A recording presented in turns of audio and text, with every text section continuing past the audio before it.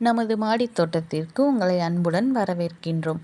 ஒரு வழியாக எல்லா கீரையுமே அறுவடை பண்ணி எடுத்துட்டோங்க. இங்கே பாருங்கள், இது செகண்ட் பேட்சுக்காண்டி விட்டுருக்கோம். பொதுவாக ஒரு கீரையை அப்படியே தூரோடு பிடுங்கிடுவாங்க. இது பரவாயில்ல, இன்னும் ஒரு ஆட்டி வளரட்டும். அந்த விதைகள் எல்லாம் செடியிலேருந்து விழுந்துருந்துச்சு. சரி, இன்னும் ஒரு தடவை முளைக்கட்டும், அதையும் நம்ம அறுவடை பண்ணிடலான்னு சொல்லிட்டு அப்படியே விட்டேங்க அந்த காம்புகளை. நம்ம இப்போ அறுவடை பண்ணதை நல்லா வெங்காயம் மிளகா போட்டு நல்லா வதக்கி, இந்த பச்சை தண்டு கீரையும் போட்டு நல்லா வதக்கி எடுத்ததுக்கப்புறம் இதை இறக்கும்போது தேங்காய் துருவி போட்டு கூட்டு வச்சு சாப்பிட்டோம்னா செம்மையாக இருக்குங்க. இங்கே பாருங்கள், நம்ம மாடி தோட்டத்தில் நம்மளுக்கு கிடைச்ச கீரை அறுவடை இவ்வளோதாங்க. நான் ரொம்ப ஹாப்பியாக இருக்கேங்க இவ்வளோ கீரைகள் கிடைச்சதுனால.